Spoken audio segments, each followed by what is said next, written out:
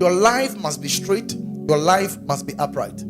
Crookedness is not acceptable in the Christian life. You can't be a Christian who is a crook. You must live uprightly. Now, when you read Hebrews chapter 1, verse 9, he says, thou hast loved righteousness and hated iniquity. Therefore God, even thy God, has anointed thee with the oil of gladness above thy fellows. He says you have loved righteousness, hated iniquity. Therefore God, even God, has anointed you. So listen, there is a place for holiness and purity and righteous living as part of walking or living an anointed life. I've said that several times here. When we talk of power, how do we walk in fullness of power? Power is 70% holiness and purity. It is 70% what?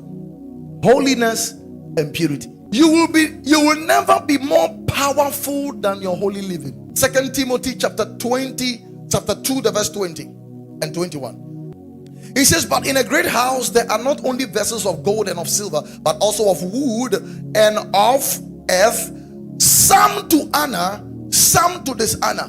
Look, if a man therefore purge himself from these, he shall be a vessel unto honor, sanctified and meet for the master's use, and prepared for every good work.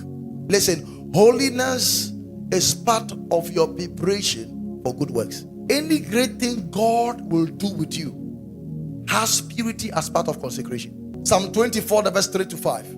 Who shall ascend unto the hill of the Lord? Who shall stand in his holy place? This is someone who wants to do business with God. Now look at the next verse.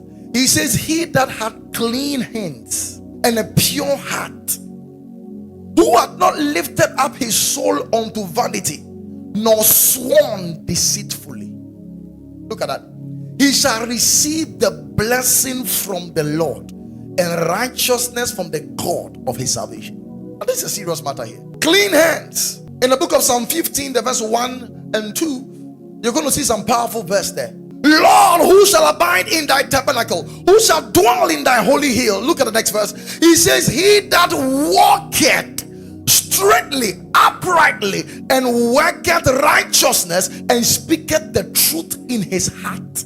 Don't be a Christian on Sunday and an evil man on Monday. There's no blessing in that life. Don't live a life that does not glorify God. You can't be in a compound house and every 6 days you change 6 girls. It's a serious matter. There are some guys every week, new girl. Let your life smell like Jesus. Uprightness and holiness. And I won't stop saying this. There is nothing that corrupts a man than lustful living. Pornography will corrupt your soul. It will corrupt your soul. The more you engage in it, the more your soul becomes defiled.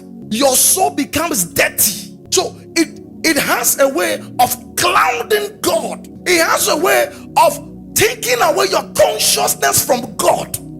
So it becomes difficult to connect to God when you are bound by lust. One man said, to the extent to which you are free from lust is the extent to which you experience the glory of heaven. No man who entertains lust will last in his Christian life.